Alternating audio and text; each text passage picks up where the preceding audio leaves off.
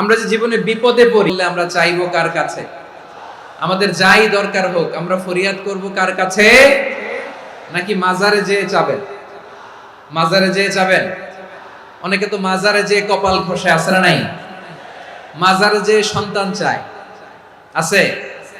এই এলাকায় এই এলাকার লোকেরা আকিদা খালেস, সেটা হচ্ছে আমরা যে জীবনে বিপদে পড়ি কপাল ঘষে আর সন্তান চাই। আচ্ছা, মাজারে গেলে সন্তান পাওয়া যায়? আচ্ছা, মাজারে না গেলে যদি বাচ্চা না হতো, গরু ছাগলের যে বাচ্চা হয় ওরা কোন মাজারে মানত করে বলেন? কথা কি বুঝতেছেন? এই যে প্রতি বছর গরু ছাগল ভেড়া এগুলো যে বাচ্চা দেয়, এরা কোন মাজারে যে মানত করে? এজন্য চাইতে হবে একজনের কাছে, তিনি কে? আমার প্রিয় পটুয়াখালীবাসী, মাজার জিয়ারত করা সুন্নাহ। আমরা মাজার জিয়ারত করব, আল্লাহ ওয়ালাদের কবরে যাব, আমরা সেখানে যে সালাম দিব, দোয়া করব, নিজের জন্য করব, কবরে শুয়ে থাকা মাইয়েতের জন্য করব, পুরো মুসলিম উম্মার জন্য করব। কিন্তু কবরে যিনি শুয়ে আছে ওই বাবার কাছে সন্তান চাওয়া যাবে? চাকরি চাওয়া যাবে? সফলতা চাওয়া যাবে? সফলতা দেয় কে? এক কথাই রব্বুল আলামিন বলেন, ওয়া ইয়ামসাসকাল্লাহু বিদুররিন ফালা কাশিফা লাহু ইল্লা হু ওয়া ইয়ুরিদকা বিখাইরিন ফালা রাদ্দা লিফাদলি ইউসিবু বিহি মান ইয়াশাউ মিন ইবাদিহি ওয়া হুয়াল গফুরুর রহিম। আল্লাহু আকবার। আল্লাহ বললেন, ওয়া ইয়ামসাসকাল্লাহু বিদুররিন ফালা কাশিফা লাহু ইল্লা হু। আল্লাহ যদি তোমাকে কোনো বিপদ স্পর্শ করায়, আল্লাহ যদি তোমারে কোনো বিপদে ফেলে দেয়, ওই বিপদ থেকে উদ্ধার করার তিনি ছাড়া আর কেউ নাই। জোরে বলেন ঠিক কিনা? তিনি যদি কোনো বিপদে ফেলেন, তিনি ছাড়া বিপদ থেকে উদ্ধার করার কেউ নাই। আর তিনি যদি তোমার প্রতি কোনো অনুগ্রহ করতে চান, ওই অনুগ্রহ ঠেকিয়ে দেওয়ার ক্ষমতাও কারো নাই। আল্লাহ যদি আপনার সফলতা দিতে চায়, পৃথিবীর কোন শক্তি ওই সফলতাকে থামাতে পারে? এজন্য আল্লাহ বললেন, খবরদার, চিন্তা আর আকীদা খালিস করে নাও। ওয়া ইয়ামসাসকাল্লাহু বিদুররিন ফালা কাশিফা লাহু ইল্লা হু। আল্লাহ বিপদে ফেললে বিপদ থেকে উদ্ধার করার কেউ থাকে না। আর আল্লাহ যদি তোমার প্রতি দয়া দেখাতে চান, অনুগ্রহ করতে চান, ওই অনুগ্রহকে টপিকটা নিয়ে আলোচনা করব। সেটা হচ্ছে আমরা যে জীবনে বিপদে পড়ি, আর বান্দাদের মধ্য থেকে যাকে ইচ্ছা তাকে দেন, যত ইচ্ছা তত দেন। তিনি ক্ষমাশীল, তিনি মেহেরবান। সুবহানাল্লাহ। তিনি ক্ষমাশীল, তিনি মেহেরবান। তাহলে এই আয়াত থেকে আমরা বুঝতে পারলাম, আমরা যদি বিপদে পড়ি আমাদেরকে কেউ বাঁচাতে পারে না।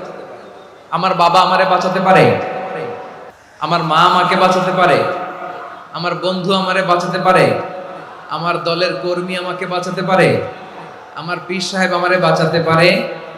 আমার পটুয়াখালীর ভাইয়েরা খেয়াল রাখবেন, বাঁচাতে পারে এক মহান সত্তা, উদ্ধার করতে পারে এক মহান সত্তা। চিৎকার করে বলুন, তিনি কে?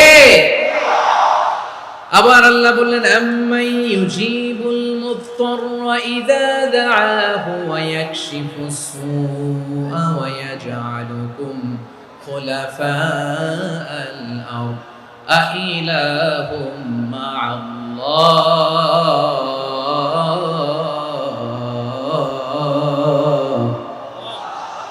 ক্বালিলাম মা তাযাক্কারুন। রব্বুল আলামিন বলেন, বিপদে পড়ে কাতর কণ্ঠে চিন্তাগ্রস্ত হয়ে যখন কেউ ফরিয়াদি হয়ে আল্লাহর ডাকে হাত তোলে, তখন এই ব্যক্তির ডাকে সাড়া দেয় কে? বিপন্ন অবস্থায় আপনি যখন কেঁদে কেঁদে হাত তুলে আপনার দুঃখের কথা জানান, আপনি যখন ডাকেন তারে, তখন আপনার ডাকে সাড়া দেয় কে? আল্লাহ বলে, আমি সাড়া দেই। তোমাদের বিপদকে মুক্ত করে দেয় কে? ওই আল্লাহর সাথে কোন উপাস্য আছে নাকি? কিন্তু খুব অল্প সংখ্যক লোকই তোমরা উপদেশ গ্রহণ করো। কথাটা কার? তাহলে বিপন্ন মানবতা যখন কাঁদে, মানুষ যখন বিপদে পড়ে নিরুপায় হয়ে ফরিয়াদ করে, তার ডাক শোনার কেউ নাই একজন ছাড়া। চিল্লায় বলেন তো, তিনি কে? এজন্য আমরা ফরিয়াদের হাত কার দিকে তুলব? এবং খেয়াল রাখতে হবে, মাথার সাথে সেট করে নিতে হবে, আল্লাহ ছাড়া আমাকে উদ্ধার করার কেউ নাই। এই পৃথিবীতে কেউ আপন না, প্রিয় ভাইরা। বিপদে পড়লে বোঝা যায় কেউ আপন না। আপন শুধু একজন মহান সত্তা, তিনি কে? বিপদে আপদে কেউ আমাদের বাঁচাতে পারে না, তরাতে পারে না, মুক্তি দিতে পারে না, উদ্ধার করতে পারে না, একমাত্র আমার প্রভু ছাড়া, আল্লাহ ছাড়া। চিল্লায় বলেন ঠিক কিনা? মাথার সাথে এটা সেট করে নিতে হবে যে আমাদের পুরো জীবনটাই পরীক্ষা। The life is a test.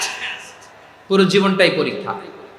এই জীবনে বিপদ আসবে, আপদ আসবে, পরীক্ষা আসবে, সবার জীবনে এটা থাকে।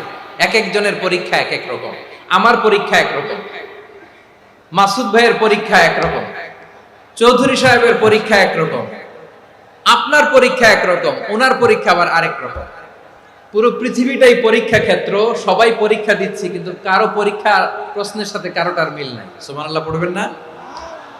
পুরোটাই পরীক্ষা ক্ষেত্র, সবাই পরীক্ষার্থী, কিন্তু প্রশ্নপত্র একটার সাথে আরেকটা মিলে না। One doesn't match the other. একজনেরটার সাথে আরেকজনেরটা মিলে না। কাউকে আল্লাহ তাআলা ধনী বানিয়ে পরীক্ষা করেন, আবার কাউকে আল্লাহ তাআলা গরিব বানিয়ে পরীক্ষা করেন, কাউকে আল্লাহ অসুস্থ বানিয়ে পরীক্ষা করেন। কেউ দেখবেন যে দুরারোগ্য ব্যাধিতে আক্রান্ত, ডাক্তার বলেছে আর সময় নাই, এটা নিয়ে আলোচনা করব। দুরারোগ্য ব্যাধি, ক্যান্সার, বিপদে নেই কোনো অ্যানসার, তার জন্য পরীক্ষা হচ্ছে এই রোগ। আরেক লোক দেখবেন তার আবার রোগ বালাই নাই, মাশাআল্লাহ, তাকে আল্লাহ তাআলা আর্থিক দৈন্যতা, দারিদ্রতা দিয়ে পরীক্ষা করছেন। এরকম আছে না নাই? টাকা পয়সা নাই, দিন আনে দিন খায়, যা আছে তাতে চলে না, এটা তার জন্য পরীক্ষা। আবার আরেক শ্রেণীর লোক দেখবেন তাকে আল্লাহ অসুস্থতাও দেয় নাই, দারিদ্রতাও দেয় নাই, তার দাম্পত্য জীবনের সমস্যা, স্ত্রী কথা শোনে না অথবা ছেলে মেয়ে কথা শোনে না। তাহলে পরীক্ষা সবার জীবনে আছে, এক একজনের পরীক্ষাটা এক এক রকম। আল্লাহ তাআলা দেখতে চায় যে এই পরীক্ষার সময় আমরা কিরকম রেসপন্স করি, how to deal with the test, কিভাবে এই বিপদ আপদ পরীক্ষাগুলোকে আমরা হ্যান্ডেল করব, ডিল করব। এটা হচ্ছে আজকের আলোচনার বিষয় আমার প্রিয় ভাইয়েরা। তাহলে পরীক্ষাময় আমাদের জীবন, বিপদ আপদ পরীক্ষা, এটা মানুষের পিছু ছাড়ে না। সবার জীবনে পরীক্ষা আছে, নবীদের জীবনেও পরীক্ষা ছিল। সাহাবারা জিজ্ঞেস করেছেন, ইয়া রাসূলুল্লাহ আইয়ুন নাসি আশাদ্দু বালাআন ফিদ দুনিয়া, এই দুনিয়ার বুকে কাদের পরীক্ষা সবচেয়ে বেশি? বিশ্বনবী বলেছেন আল আম্বিয়া, এই পৃথিবীতে সবচেয়ে বেশি পরীক্ষা আল্লাহ তাআলা নিয়ে থাকেন নবীদের। কাদের? নবীদের। সুম্মাল আমসাল ফাল আমসাল, এরপরে নবীদের পরের স্তরে যারা, তাদের পরীক্ষা। এরপরে তাদের পরের স্তরে যারা, তাদের পরীক্ষা। সিদ্দিকিনদের, শুহাদাদের, সলিহিনদের, আল্লাহওয়ালাদের। যার ঈমান যত মজবুত তার জীবনে পরীক্ষাও তত বেশি। চিল্লায় বলেন ঠিক কিনা? তাহলে মুমিনরা, বিশ্বাসীরা, আমরা কি পরীক্ষা বিপদ আপদে ভয় পাই? না, মুমিনরা বিপদে ভয় পায় না, তারা হতাশ হয় না, সুবহানাল্লাহ, তারা নিরাশ হয় না। বিশ্বাসীরা হাল ছেড়ে দেয় না, তারা ভরসা রাখে একজনের উপর। চিল্লায় বলতে হবে তিনি কে? কারণ মুমিন জানে the grief isn't permanent, the test isn't permanent, the struggle in our life isn't permanent. আমাদের জীবনের দুঃখ, কষ্ট, স্ট্রাগল, এগুলো পার্মানেন্ট নয়। After every difficulties there is an ease. সব কষ্টের পরেই একটা সুখ আছে না নাই? রব্বুল আলামিন বলেন ফা ইন্না মাআল উসরি ইউসরা, ইন্না মাআল উসরি ইউসরা, ভয় পেও না, চিন্তা করো না, কষ্টের সাথেই আমি রেখে দিয়েছি স্বস্তি। সুবহানাল্লাহ বলেন। মুমিন জীবনে বিপদ যত বেশি, কষ্ট যত বেশি, তার সামনে সফলতা তার চেয়েও বেশি। কারণ বিশ্বাসীরা জানে রাত্রি যত গভীর হয়, সুবহে সাদিকের সময় তত আগাতে থাকে। গর্ভবতী নারীর পেটের ব্যথা যত বাড়তে থাকে, ঘরে নতুন মেহমান আগমনের সময় ঘনাতে থাকে। মুমিনদের উপর বিপদ, অত্যাচার, আপদ, পরীক্ষা যত বাড়তে থাকে, কালেমার পতাকা উড্ডয়নের সময় কাছে আসতে থাকে। বিশ্বাসীদের এগুলো হিসাব মিলানো অনেক আগে, এগুলো অনেক আগে হিসাব মিলানো। দুঃখের আধার শেষে সুখের আলো মিটি মিটি হাসে। চিল্লায় বলেন ঠিক কিনা?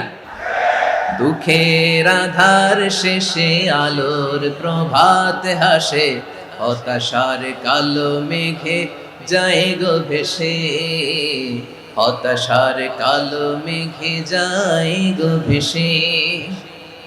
দুঃখের আধার শেষে আলোর প্রভাত হাসে, হতাশার কালো টপিকটা নিয়ে আলোচনা করব, যাই সেটা হচ্ছে ভেসে, আমরা যে জীবনে বিপদে পড়ি, হতাশার কালো মেঘে যাই গো ভেসে, কোরআনের পাতায় পাতায় দেখো ইমানের পথ ঢাকা ব্যথার কাটায়, কোরআনের পাতায় পাতায় দেখো ইমানের পথ ঢাকা ব্যথার কাটায়, ভেঙে পড়ো না কভু হতাশ হয়ে,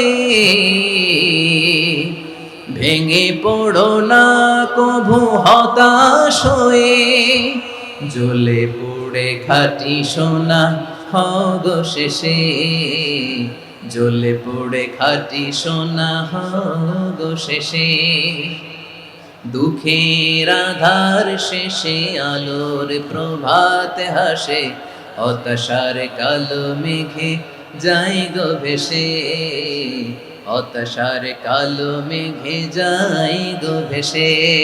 পরীক্ষা যত বেশি, কষ্ট যত বেশি, সুখের সময় তত কাছাকাছি, চিল্লায় বলতে হবে ঠিক কিনা। এজন্য মুমিন জীবনে পরীক্ষা বেশি, মুমিনদের হতাশা নাই, মুমিনরা নিরাশ হয় না, হতাশ হয় কাফিররা। মুমিনরা কখনো হাল ছেড়ে দেয় না, মুমিনরা ভরসা রাখে একজনের উপর, তিনি কে? তাহলে আমার প্রিয় পটুয়াখালীবাসী, বিপদ থাকবে, পরীক্ষা থাকবে, এই বিপদ থেকে আমাদেরকে উদ্ধার করবেন একজন, তিনি কে? আমরা শুধু আল্লাহর উপরই ভরসা রাখবো, চাইবো একজন সত্তার কাছে। আওয়াজ করে বলুন, তিনি কে? একজন সত্তার কাছে চাইবে। বিশ্বনবী ওনার চাচাতো ভাই আব্দুল্লাহ ইবনে আব্বাস রাদিয়াল্লাহু তাআলা আনহুকে বললেন, ইয়া আব্দুল্লাহ ইবনে আব্বাস, হে আব্দুল্লাহ ইবনে আব্বাস, ইদা সাআলতা ফাসআলিল্লাহ, যখন চাইবে আল্লাহর কাছে যাও। ও আব্দুল্লাহ, যখন চাইবা আল্লাহর কাছে চাও। ওয়া ইদা ইসতাআনতা ফাসতাইন বিল্লাহ, যখন সাহায্য চাইবা আল্লাহর কাছে ফরিয়াদ করো। জেনে রেখো ও আব্দুল্লাহ, ওয়া'লাম আন্নাল উম্মাতা লাউ ইজতামাআত আলা আন ইয়ানফাউকা বিশাইইন লাম ইয়ানফাউকা ইল্লা বিশাইইন ক্বাদ কাতাবাহু আল্লাহু লাক। ও আব্দুল্লাহ, জেনে রেখো, মনে রেখো, গোটা বিশ্বের সবাই মিলে যদি তোমার উপকার করতে চায়, ততটুকুই তারা করতে পারবে যতটুকু আল্লাহ তোমার নসিবে সেটা লিখে রেখেছে। ঠিক কিনা বলেন? আর যদি গোটা বিশ্বের সবাই মিলে তোমার বিরুদ্ধে কনস্পাইরেসি করে, ষড়যন্ত্র করে, গোটা বিশ্বের সবাই মিলেও যদি তোমার ক্ষতি করতে চায়, ততটুকুই শুধু পারবে যেটা আল্লাহ তোমার জন্য বরাদ্দ রেখেছে। যতটুকু আল্লাহ তাআলা তোমার জন্য বরাদ্দ রেখেছে অতটুকুই ক্ষতি করতে পারবে, আর এক চুল বেশিও করতে পারবে না, কমও করতে পারবে না। চিল্লায় বলেন ঠিক কিনা। এজন্য আমরা চাইবো কার কাছে? সব সময় আমরা আল্লাহর কাছে চাইবো, বিপদে আপদে, সুখে দুঃখে, সচ্ছল অবস্থায় অসচ্ছল অবস্থায়, পরাজয়ের সময় বিজয়ের সময়, সব সময় আমরা ভরসা রাখবো কার উপর? সবাই বলুন। একদল লোক আছে যারা বিপদে পড়লে আল্লাহরে ডাকে, বিপদ আসলে আল্লাহরে ডাকে, বিপদ নাই আল্লাহও নাই। বিপদে পড়লে নামাজ পড়ে, বিপদও নাই নামাজও নাই। বিপদে পড়লে জিকির করে, বিপদ যখন চলে যায় ওদের জিকিরও বন্ধ হয়ে যায়। এরকম আছে না নাই? কিছু লোক দেখবেন পরীক্ষা আসলে নামাজ পড়ে, দেখবেন পরীক্ষার সময় নামাজ পড়ে, পরীক্ষাও নাই নামাজও আছে। এরকম কিছু লোক আছে অসুস্থ হলে আল্লাহ, আমরা যে জীবনে বিপদে পড়ি আল্লাহরে খুব ডাকে, অসুস্থ হইলে অসুস্থতাও নাই, আল্লাহ স্মরণও নাই। দেখবেন কিছু লোক নির্বাচন আসলে খুব আল্লাহওয়ালা হয়ে যায়, তখন দেখবেন মাথার মধ্যে হেজাব লাগায়, পাঞ্জাবি লাগায়, আল্লাহওয়ালা হয়ে যায়। নির্বাচনও নাই, এরপরে আল্লাহর কথাও নাই। আছে না নাই? না, এরকম হওয়া যাবে না। সব সময় আমরা আল্লাহরে ডাকবো, বিপদে আপদে সব সময় ভরসা রাখবো আমরা একজনের উপর। আওয়াজ করে বলেন, তিনি কে? এ কথায় আল্লাহ তাআলা আমাদের চোখে আঙ্গুল দিয়ে জানিয়ে দিলেন, ফাইদা রাকিবু ফিল ফুলকি দা'আবুল্লাহ মুখলিসিনা লাহুদ্দিন ফালাম্মা নাজ্জাহুম ইলাল বাররি ইযা হুম ইউশরিকুন। আল্লাহ বলে, একদল লোক আছে, তারা যখন নৌযানে চড়ে, জলযানে চড়ে, সাগরের মধ্যে যখন জাহাজে চড়ে, লঞ্চে চড়ে, তারা যখন তুফানের সম্মুখীন হয় তখন তারা আল্লাহরে বড্ড বেশি ডাকে, একান্ত ভাবে ডাকে, বিশুদ্ধ চিত্তে ডাকে। আবার তুফান থেকে তাদেরকে সেফ জোনে নিয়ে, নিরাপদ জোনে নিয়ে যখন বন্দরে আমি আল্লাহ তাদেরকে ভিড়িয়ে দেই, ওই লোকগুলো আবার আমি আল্লাহর সাথে শিরিক করে। এরকম আছে না নাই? জাহাজে উঠছে, সাগরের মাঝখানে তুফান, ওই সময় দেখবেন আল্লাহ কারে কয়। এই কথা তো আপনাদেরকে বোঝানো সহজ, আপনারা তো নদীর দেশের মানুষ। আচ্ছা, লঞ্চে উঠে তুফানের সম্মুখীন হয়েছেন, জলোচ্ছ্বাস, সবাই আমার বলার দরকার নাই, বলেন। মাঝ নদী, তুফান, জলোচ্ছ্বাস, জলের মধ্যে উচ্ছ্বাস, ঢেউ, টর্নেডো, সাইক্লোন, মেঘের ঘন ঘটা, পরিবেশ ঘুটঘুটে অন্ধকার, লঞ্চ একবার এদিকে আরেকবার ওইদিকে, ভিতরে কি অবস্থা হয় বলেন তো? তখন মুসলিম আল্লাহর ডাকে, হিন্দু আল্লাহর ডাকে, ঠিক কিনা বলেন? আস্তিক আল্লাহর ডাকে, নাস্তিক আল্লাহর ডাকে, ঠিক কিনা? লঞ্চের ভেতর, স্টিমারের ভেতর কান্নারে রোল পড়ে যায়, চিৎকারের রোল পড়ে যায়, সবার মুখ দিয়ে শুধু একটা আওয়াজ, লা ইলাহা লা ইলাহা লা ইলাহা সুবহানাল্লাহ আলহামদুলিল্লাহ লা ইলাহা। আল্লাহ নামের জিকির করবে যারা, আল্লাহর কাছে প্রিয় তারা, আল্লাহর কাছে প্রিয় যারা, জান্নাতে প্রবেশ করবে তারা, জোরে লা ইলাহা লা ইলাহা ইল্লাল্লাহ লা ইলাহা ইল্লাল্লাহ মুহাম্মাদুর রাসূলুল্লাহ সাল্লাল্লাহু আলাইহি ওয়াসাল্লাম। আমার প্রিয় পটুয়াখালীবাসী, তাহলে লঞ্চের ভেতরে যখন আমরা তুফানের মধ্যে পড়ি, তখন সবাই মিলে আমরা একটা নামের জিকির করি। নামটা কার? মুসলমানেরাও ডাকে, হিন্দুরাও ডাকে, আস্তিকও ডাকে, নাস্তিকও ডাকে, সবাই ডাকে একজনকে, তিনি কে? আবার দেখবেন ওই আল্লাহ তুফানের পরে আলোচনা করব, ঝড়ের পরে ওই লঞ্চটাকে যখন বিপদে ফিরিয়ে দেয়, আবার আমরা নাফরমানি শুরু করে দেই। সে কোথায় আল্লাহ বললেন, ফাইদা রাকিবু ফিল ফুলকি দা'আল্লাহ মুখলিসিনা লাহুদ্দিন ফালাম্মা নাজ্জাহুম ইলাল বাররি ইযা হুম ইউশরিকুন। সাগরে যখন তুফানে পড়ে আমি আল্লাহর ডাকে, আবার আমি আল্লাহ যখন বাঁচিয়ে দেই, আবার আমি আল্লাহর সাথে শিরিক শুরু করে। আমরা কি এরকম হতে চাই নাকি?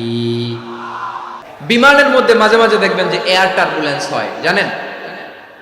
এয়ার টার্বুলেন্স জানেন তো? মাঝে মাঝে বিমানটা বাউন্সিং করে, বাম্পি, ভেরি বাম্পি ওয়েদার। শুনেন নাই? 40,000 ফিট উপরে যখন থাকে, তখন পাইলট মাঝে মাঝে বলে, dear passengers, ladies and gentleman, right now we are flying 40,000 feet above the ground and we are passing very air turbulence, very heavy air turbulence right now. Please fasten your seat belts. দেখবেন মাঝে মাঝে বলে যে, ভদ্র মহিলা, ভদ্র মহোদয়গণ, আমরা 40,000 ফিট উপর দিয়ে যাচ্ছি আর এয়ার টার্বুলেন্স ফেস করছি, মেহেরবানি করে আল্লাহর রাস্তে সিট বেল্ট বাঁধুন। তখন বিমানটা এরকম বাউন্সিং করে, শেকিং করে। আপনারা মুখোমুখি হয়েছেন? ইদানিং এই এয়ার টার্বুলেন্স বেড়ে গিয়েছে। গত বছর আমার ইন্টারন্যাশনাল অনেকগুলো ফ্লাইট ছিল, তো আমি দেখলাম যে আগের ফ্লাইটগুলোর তুলনায় এখন এয়ার টার্বুলেন্স খুব বেশি। আমি একটু রিসার্চ করে দেখলাম, ক্লাইমেট চেঞ্জের কারণে, জলবায়ু পরিবর্তনের কারণে আকাশের বাতাসের মুভমেন্টে পরিবর্তন হয়েছে, ফলে এখন বিমান শেকিং করে বেশি, বাউন্সিং, বাম্পি ওয়েদার। তো বলেন তো, 40,000 ফিট উপরে যখন আপনি, কয় হাজার ফিট? 40,000 ফিট উপরে যখন আপনি, তখন যখন বিমানটা এরকম বাউন্সিং করে, সবাই যখন ভমিটিং করে বিমান নষ্ট করে দেয়, বমি করে, তখন বাঁচানোর কে আছে আল্লাহ ছাড়া? কেউ আছে? ওই মুহূর্তেও সবাই মিলে একজনের ডাকে আওয়াজ করে বলেন, তিনি কে? মাঝে মাঝে কিছু সোশ্যাল মিডিয়ায় কিছু ভিডিও পাওয়া যায় যে হেভি যখন এয়ার টার্বুলেন্স হয়, 10 সেকেন্ড 15 সেকেন্ডের কিছু ভিডিও পাওয়া যায়, বিমানটা এরকম বাউন্সিং করছে, বাম্পি ওয়েদার, কাঁপছে, মানুষগুলো বমি করছে, অক্সিজেন মাস্কগুলো সব ঝুলে পড়েছে, বিমানটা শুধু কাঁপছে। তখন দেখবেন বিমানের ভেতরেও এরকম লঞ্চের মতো চিৎকার আছে না নাই? বিমানের ভেতরেও তখন চিৎকার। গত বছর হিথ্রো এয়ারপোর্ট থেকে সিঙ্গাপুর এয়ারলাইন্সের একটা ফ্লাইট, হিথ্রো টু চাঙ্গি, একটা ফ্লাইটে এমন বেশি এয়ার টার্বুলেন্সের শিকার হয়েছিল ওই এয়ারক্রাফটটা, 33 জন যাত্রী সেখানে আহত হয়েছে, একজন যাত্রী নিহত হয়েছে। কেবিন ক্রুজ, এয়ার হোস্টেস যারা আছে, একজনের নাক ফেটে, চোখ ফেটে, কপাল ফেটে, ব্লিডিং হয়ে শয়লা। প্রিয় ভাইরা, 40,000 ফিট উপরে বিমানটা যখন কাঁপবে, তখন আমাদেরকে আল্লাহ ছাড়া আর কেউ বাঁচানোর আছে? এত আসতে বললে হবে?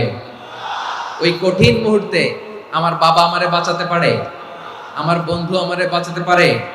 এই গ্রাউন্ডে, জমিনের বুকে আমার প্রোটোকল, আমার ক্ষমতা, আমার দাম্ভিকতা, কোনো কিছু আমারে বাঁচাতে পারে একজন ছাড়া। চিল্লায় বলতে হবে, তিনি কে?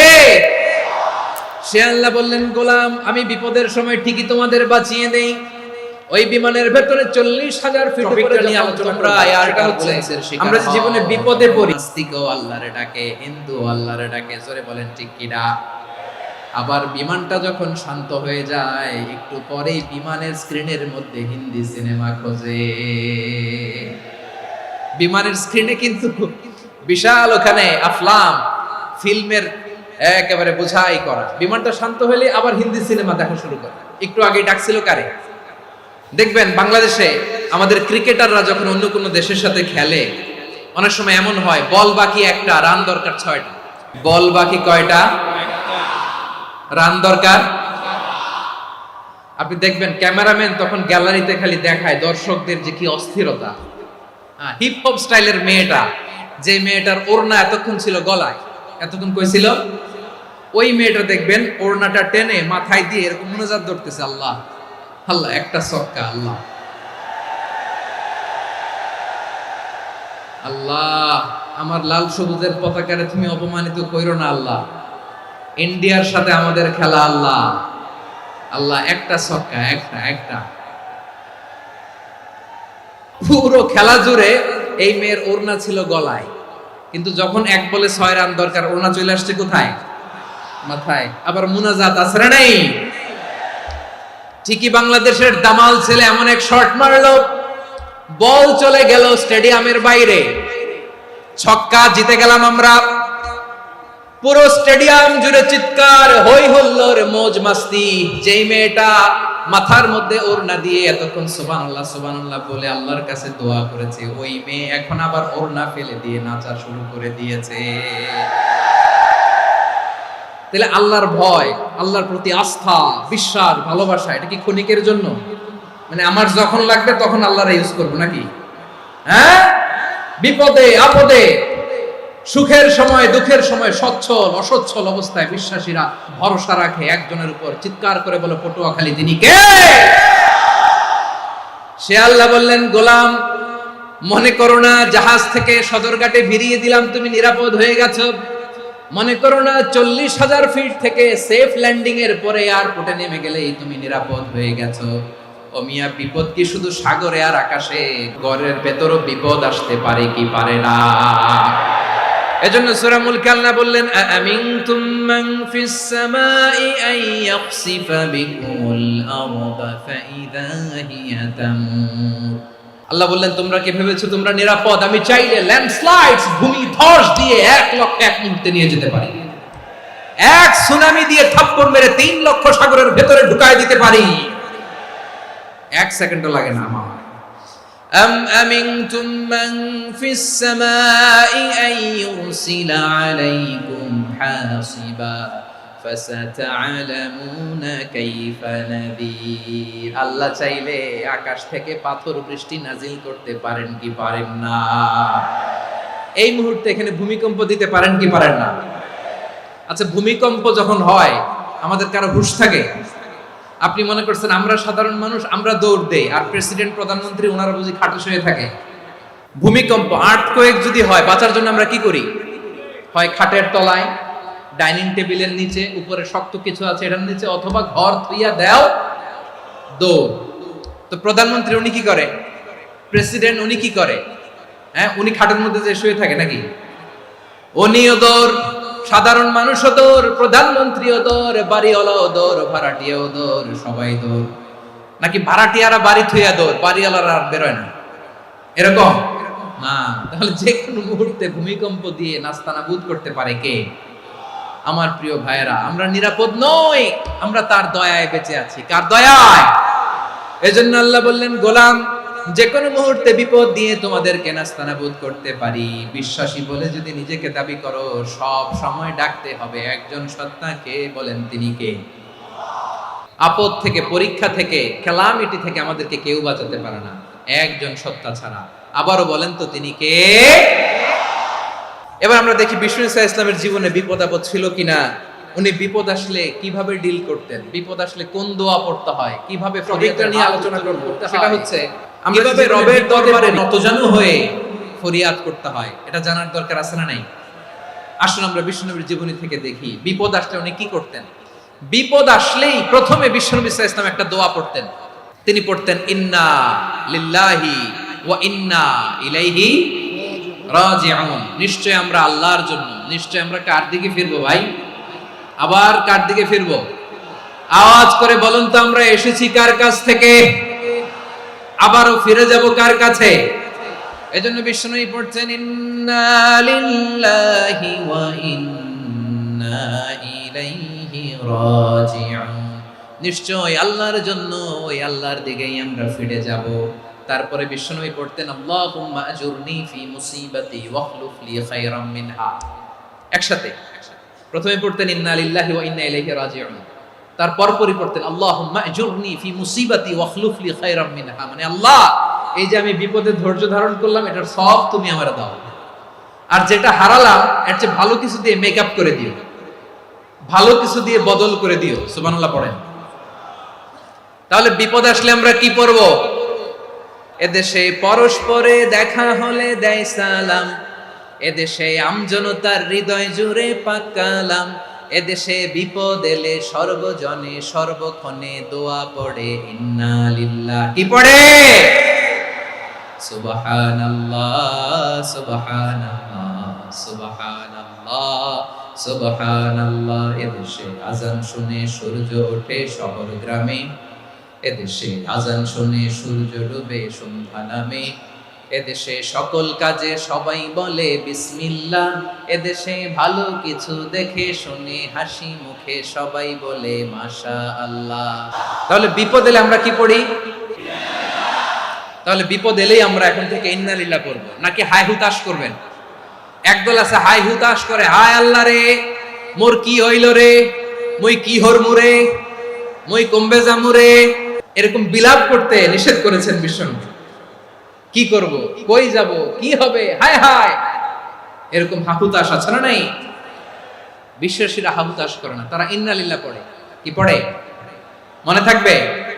আমরা পড়ব ইন্না লিল্লাহি ওয়া ইন্না ইলাইহি রাজিউন। নিশ্চয়ই আমরা আল্লাহর জন্য, আমরা আল্লাহর দিকেই ফিরে যাব। এরপর পড়ব আল্লাহুম্মা আজুরনি ফি মুসিবাতি ওয়াখলুফ লি খায়রাম মিনহা। আল্লাহ, আমি যে বিপদে ধৈর্য ধারণ করলাম এটার সওয়াব দিও, আর যা হারালাম তার চেয়ে ভালো কিছু দিয়ে বদল করে দিও। সুবহানাল্লাহ পড়েন। বিশ্বনবীর হাদিস শুনলেন উম্মে সালামা রাদিয়াল্লাহু তাআলা আনহা। ওনার স্বামী হলো আবু সালামা। মজার ঘটনা খেয়াল করে শুনেন। সাইয়্যিদাতুনা উম্মে সালামা রাদিয়াল্লাহু তাআলা আনহা, ওনার স্বামীর নাম আবু সালামা। শ্রেষ্ঠ দম্পতি, শ্রেষ্ঠ ফ্যামিলি। প্রথমে হিজরত করেছিলেন হাবাসায়, পরে হিজরত করেছেন মদিনায়। উহুদ যুদ্ধের পরে ওনার স্বামী আবু সালামা ইন্তেকাল করলো, শহীদ হলো। সুবহানাল্লাহ পড়েন। যখন আবু সালামা ইন্তেকাল করলো, উম্মে সালামা রাদিয়াল্লাহু তাআলা আনহা কেঁদে কেঁদে হায়রান। আর নবীর শিখানো বাণী অনুযায়ী তিনি বারবার পড়ছিলেন ইন্না লিল্লাহ। কি পড়ছিলেন? ইন্না লিল্লাহ। যেহেতু বিশ্বনবী বলেছেন কেউ যদি বিপদের প্রথম ধাক্কায় পড়ে ইন্না লিল্লাহি ওয়া ইন্না ইলাইহি রাজিউন, আল্লাহুম্মা আজুরনি ফি মুসিবাতি ওয়াখলুফ লি খায়রাম মিনহা, তাহলে এই বিপদে যে সে যা হারালো তার চেয়ে শ্রেষ্ঠ কিছু দিয়ে আল্লাহ তার বদল দিয়ে দিবে। এই হাদিস শুনে উম্মে সালামা রাদিয়াল্লাহু তাআলা আনহা ওনার প্রাণ প্রিয় স্বামী আবু সালামার ইন্তেকালের পরে চোখের পানি ছাড়ে আর পড়ে ইন্না লিল্লাহি ওয়া ইন্না ইলাইহি রাজিউন আল্লাহুম্মা আজুরনি ফি মুসিবাতি ওয়াখলুফনি খায়রাম মিনহা। বারবার এই দোয়া পড়ে চোখের পানি ছাড়ে, এই দোয়া পড়ে চোখের পানি ছাড়ে, আর মনে মনে বলে আবু সালামার মতো ভালো মানুষ মদিনাতে নাই, আবু সালামার চেয়েও ভালো মানুষ মদিনাতে নাই, তার চেয়ে ভালো মানুষ কি করে আল্লাহ তাআলা আমারে দিবে, তার চেয়ে ভালো মানুষ তো আমি মদিনাতে দেখি না। চোখের পানি দিয়ে বুক ভাসায় আর নবীর হাদিসের উপর আমল করে পড়ে ইন্না লিল্লাহি ওয়া ইন্না ইলাইহি রাজিউন, ইন্না লিল্লাহি ওয়া ইন্না ইলাইহি রাজিউন। পড়তে পড়তে চোখের পানি ছাড়ে আর চিন্তা করে বিশ্বনবী বললেন এই দোয়া পড়লে যেটা হারালাম তার চেয়ে ভালো কিছু দিয়ে আল্লাহ পুরস্কার দেয়। আবু সালামের চেয়ে ভালো মানুষ মদিনার মধ্যে আর কে হতে পারে? কি আজীব তামাশা, কি অবাক করা ঘটনা। কিছুদিন পরে দেখা গেল সাইয়্যিদুল মুরসালিন রাহমাতাল লিল আলামিন স্বয়ং বিশ্ব নবী উম্মে সালামাকে বিয়ের প্রস্তাব পাঠিয়েছে। স্বয়ং বিশ্ব নবী উম্মে সালামা রাদিয়াল্লাহু তাআলা আনহাকে বিয়ের প্রস্তাব পাঠিয়েছেন। উনি রাজি হয়ে গেলেন, বিয়ে হয়ে গেল, উনি হয়ে গেলেন উম্মুল মুমিনিন, আমাদের মা, পুরো মুসলিম উম্মার মা। চিৎকার করে বলেন আল্লাহু আকবার। তাহলে আমার প্রাণ প্রিয় ভাইরা টপিকটা নিয়ে আলোচনা করব। বিপদে পড়লে আমরা জীবনে বিপদে পড়ি ইলাইহি রাজিউন আল্লাহুম্মা আজুরনি ফি মুসিবাতি ওয়াখলুফনি খায়রাম মিনহা। যারা যারা বিপদ আসলে এই দোয়াটা পড়বেন এখন থেকে আওয়াজ করে ইনশাআল্লাহ বলেন। যা হারাইছেন তার চেয়ে শ্রেষ্ঠ জিনিস দিয়ে বদলা দিবে কে? তাহলে বিপদে পড়লেই প্রথমে আমরা এটা পড়ব, শুনে শুনে মুখস্থ করবেন। আমার মায়েরা, আমার বোনেরা, আপনাদের জন্য 3টি মাঠের অ্যারেঞ্জমেন্ট করা হয়েছে, আমি জানি। আপনারাও এই দোয়াগুলো পড়বেন, আপনার স্বামীকে শেখাবেন, সন্তানকে শেখাবেন, আপনার পুরো পরিবারটাকে জান্নাতের টুকরো বানিয়ে দিবে কে? তাহলে বিপদ আসলে প্রথমে কি পড়তে হবে এটা জেনে গেলাম। এরপরে বিপদ আসলে নিজেকে কি করে আল্লাহর কাছে সঁপে দিতে হয় এটাও জানার দরকার আছে না নাই? বিপদে প্রথমে ইন্নালিল্লাহ পড়লাম, ধৈর্য ধারণ করলাম, বিপদ থেকে উদ্ধারের সর্বোচ্চ চেষ্টা করলাম। আমার কাজ যখন শেষ তখন আমি আমার এই বিষয়টা আল্লাহর কাছে সঁপে দিব। কার কাছে? বিপদে বললে কেমন করে নিজেকে আল্লাহর কাছে সঁপে দিতে হয় আসুন সাইয়েদনা ইব্রাহিম আলাইহিস সালামের জীবনী থেকে জানি। আল্লাহর খলিল ইব্রাহিম আলাইহিস সালাম আমাদের মতো সমাজ ব্যবস্থা পায় নাই। আমরা জন্মের পরে আমাদের কানের ভেতরে আজান দিয়েছে কে? একামত দিয়েছে কে? আমাদের বাপদাদারা আমাদের কানে আজান দিয়েছে কি দেয় নাই? আমাদের জন্মের পরেই তো আজান, একামত, বাড়ির পাশে মসজিদ, প্রতিদিন আজান, জুমার খুতবা, প্রতি মাসে মাসে তাফসীরুল কোরআন মাহফিল, মসজিদ, মিনারা, অভাব নাই। ঠিক কিনা বলে? আপনি যেই সুন্দর ইসলামিক এনভায়রনমেন্ট পেয়েছেন, আমাদের ইব্রাহিম খলিল উনিও কি এরকম পেয়েছিলেন? হ্যাঁ, উনি জন্মের পর পরে ওনার কানে আজান দিয়েছে কেউ? আমার প্রিয় ভাইরা, আগা গোড়া একটা শিরকি পরিবেশ উনি জন্মগ্রহণ করেছেন। উনি ছাড়া ওই তল্লাটে একজনও আল্লাহর উপর বিশ্বাসী নাই। কল্পনা করতে পারেন? গোটা তল্লাটে, গোটা দেশে বিশ্বাসী মুমিন, আল্লাহর উপর বিশ্বাস স্থাপনকারী কয়জন? সবাই বলেন কয়জন? বাকি সব মুশরিক। বাকি সব মুশরিক নিজের সাথে নিজে শক্ত বোঝাপড়া করে, অ্যানালজি করে, সেলফ কনভারসেশন করে উনি মহা সত্যের সন্ধান পেয়েছে। উনি আকাশের তারা দেখে ভাবে মনে হয় এটাই আমার খোদা, পরে দেখে তারা নাই, মনে মনে বলে না তাইলে এটা না। আবার চাঁদ দেখে বলে চাঁদটা বড় মায়া লাগে, মনে হয় এটাই আমার রব, পরে দেখে চাঁদও নাই, কয় না এটা না। এরপরে দ্বীপ প্রহরের জলজলে সূর্যটা খাঁ খাঁ করে গোটা পৃথিবীটারে রৌদ্র দিয়ে তাতিয়ে রাখে। তিনি ভাবলেন মনে হয় এটাই আমার রব, কারণ এটাই তো সবচেয়ে বড়। কিন্তু বিকেল বেলা ওই সূর্যটাও যখন চলে যায়, সাইয়েদনা ইব্রাহিম বলে না এটাও তো নাই, আমার খোদা যদি আমারে ছেড়ে চলে যায়, বিপদে পড়লে আমারে উদ্ধার করবে কে? এভাবে নিজের সাথে অ্যানালজি, সেলফ কনভারসেশন করতে করতে করতে তিনি মহা সত্যের সন্ধান পেয়েছেন। সুবহানাল্লাহ। সব শেষে তিনি ডিসিশন নিয়ে ঘোষণা দিলেন, ইন্নী ওয়াজ্জাহাতু ওয়াজহিয়া লিল্লাযী ফাতারাস সামাওয়াতি ওয়াল আরদা হানিফান ওয়া মা আনা মিনাল মুশরিকিন। নিশ্চয় আমি এমন সত্তার দিকে মনোনিবেশ করলাম, মুখাপেক্ষী হলাম, যিনি আকাশ বানিয়েছেন, জমিন বানিয়েছেন, আমি মুশরিক নই। সুবহানাল্লাহ। পারতেন? আপনি পারতেন? কেউ নাই, লক্ষ লক্ষ মুশরিক, আপনি একা। ওনার মতো এরকম বিচক্ষণতা দিয়ে আল্লাহরে খুঁজে পাইতে পারতেন আপনি? কি নবী ছিল, আল্লাহকে খুঁজে পেয়েছে। যখন আল্লাহর ইবাদত শুরু করলো, এই কথা ছড়ায় পড়লো চারদিকে। নমরুদ সাইয়েদনা ইব্রাহিমকে ডেকে পাঠালেন। নমরুদ বলে, ইব্রাহিম, তুমি নাকি মূর্তির পূজা না করে কোন নতুন রবের ইবাদত করো, কে তোমার রব? সাইয়েদনা ইব্রাহিম বললেন, রব্বি আল্লাযী ইউহয়ী ওয়া ইউমীত, আমি এমন রবের ইবাদত করি যিনি জীবন দেন, যিনি মৃত্যু দেন। নমরুদ বলে, তাই নাকি? তোমার রব জীবন দেয়, মৃত্যু দেয়, আর এটা তো আমি দেই। আমিও তো জীবন দেই, আমিও তো মৃত্যু দেই। সাইয়েদনা ইব্রাহিম বললেন, কেমন করে তুমি জীবন দাও, মৃত্যু দাও, একটু দেখাও তো। নমরুদ জেলখানা থেকে দুজন কয়েদিকে ডেকে আনলো। কয়েদি এনে অর্ডার করলো, একটাকে এখনই শিরোচ্ছেদ, হেড অফ, ডেথ পেনাল্টি, মৃত্যুদণ্ড দেয়া হলো, ফিনকি দিয়ে রক্ত বের হলো।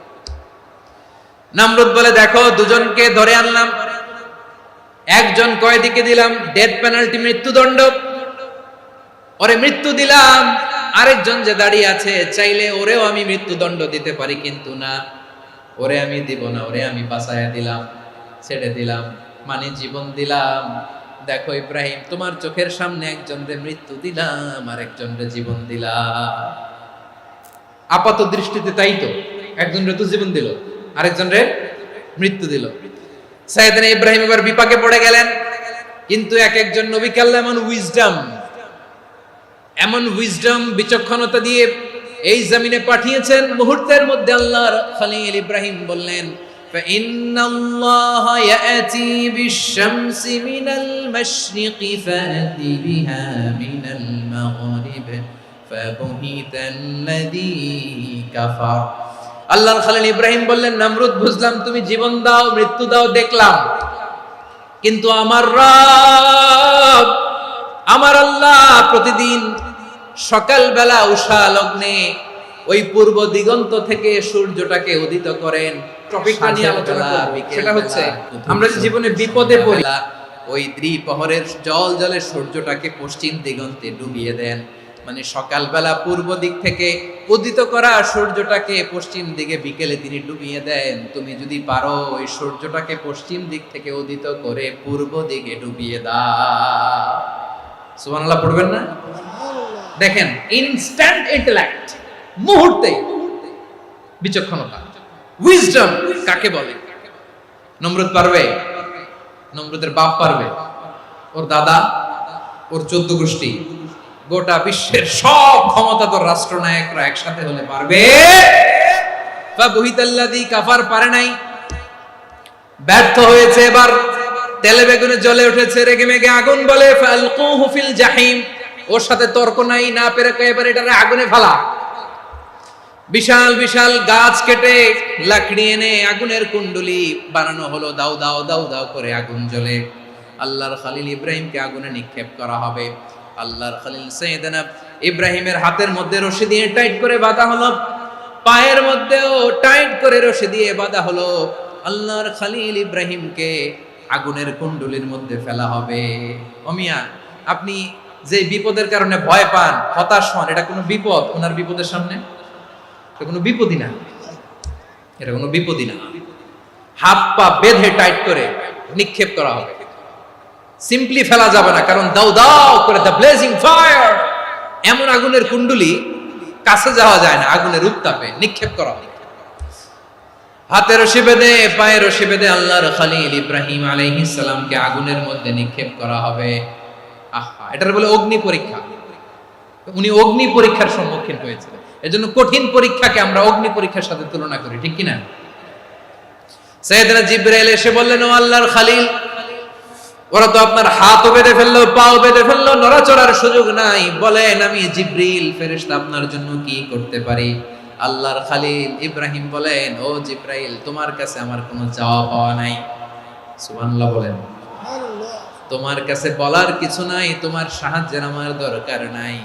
সাইয়েদনা ইব্রাহিম আলাইহিস সালামকে হাতে পায়ে রশি বেঁধে, হাত পা বাঁধা অবস্থায় জ্বলন্ত অগ্নিকুণ্ডে যখন নমরুদের দলবল নিক্ষেপ করবে, আল্লাহর খলিল কিভাবে নিজেকে আল্লাহর কাছে সঁপে দিয়েছেন, পটুয়াখালীর ভাইরা খেয়াল করে শুনুন। হাত পা বেঁধে আল্লাহর খলিলকে যখন নিক্ষেপ করা হবে, তিনি মুখ ফুটে বলে ফেললেন, হাসবুনাল্লাহু ওয়া নি'মাল ওয়াকিল। হাসবুনাল্লাহু ওয়া নি'মাল ওয়াকিল, আমার জন্য আল্লাহই যথেষ্ট, আমার জন্য আল্লাহই যথেষ্ট। তিনি আমার সবচেয়ে বড় গার্ডিয়ান, তিনি আমার সবচেয়ে বড় অভিভাবক। জিব্রাইলের সাহায্যে অফারকে ফিরিয়ে দিলেন। দুনিয়ার বুকে কারো কাছে কিছু বলেন নাই, মুখ ফুটে বলেছেন হাসবুনাল্লাহ।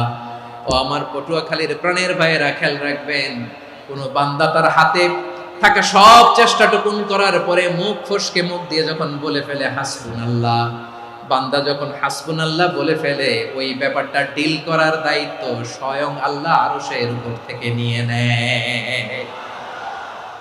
আপনি যখন বলে ফেলবেন হাসবুনাল্লাহ, এটা ডিলিং করবে কে তখন?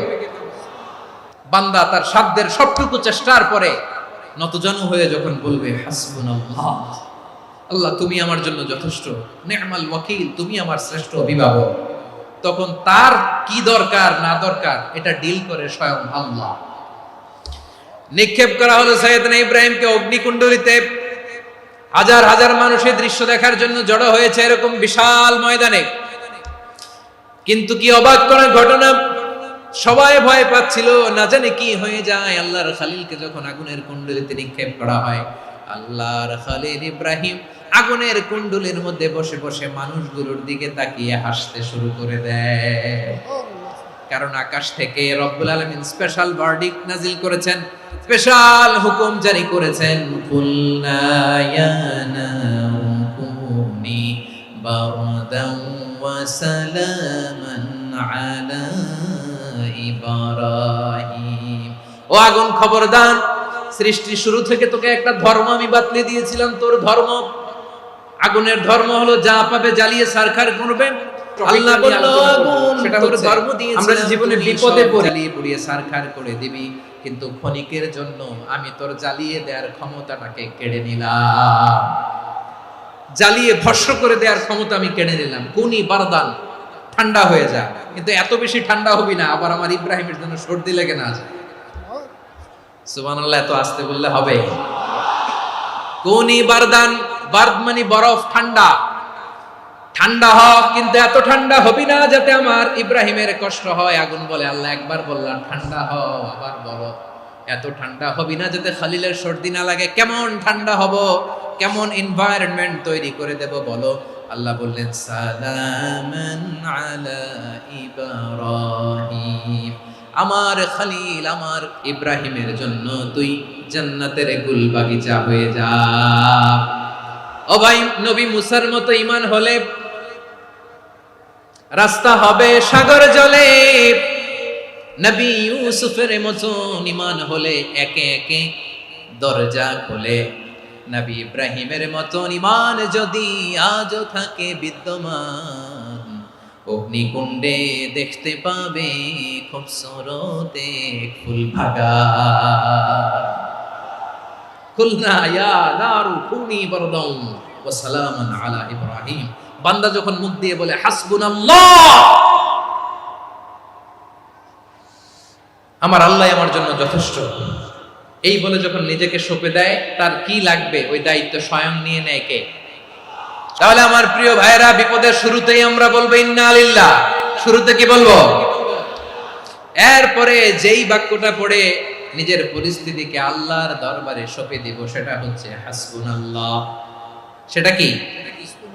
বিষ্ণু বলেন লা ইয়াজালু লিসানুকা রাতাবান মিন যিকরিল্লাহ, সব সময় আল্লাহর স্মরণ দিয়ে জিকির দিয়ে জিহ্বাটারে সিক্ত রাখো।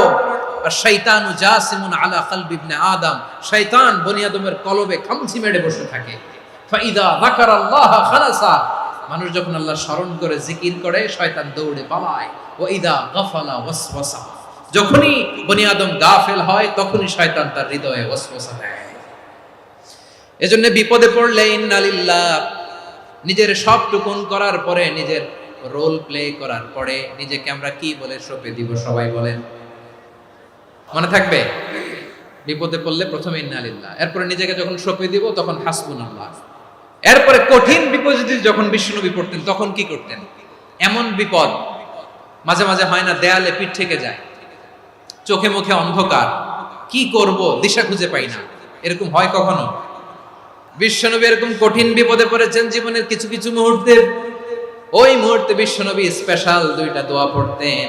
এই দোয়াগুলো আপনাদেরকে জানিয়ে দেয়। বিশ্বনবী বলেন, কঠিনতম বিপদে যখন পড়বা, দেয়ালে পিঠ থেকে যায়, চোখে মুখে অন্ধকার, বাঁচার কোনো উপায় নাই, তখন পড়বা লা ইলাহা ইল্লা আনতা সুবহানাকা ইন্নী কুনতু মিনাজ জালিমিন।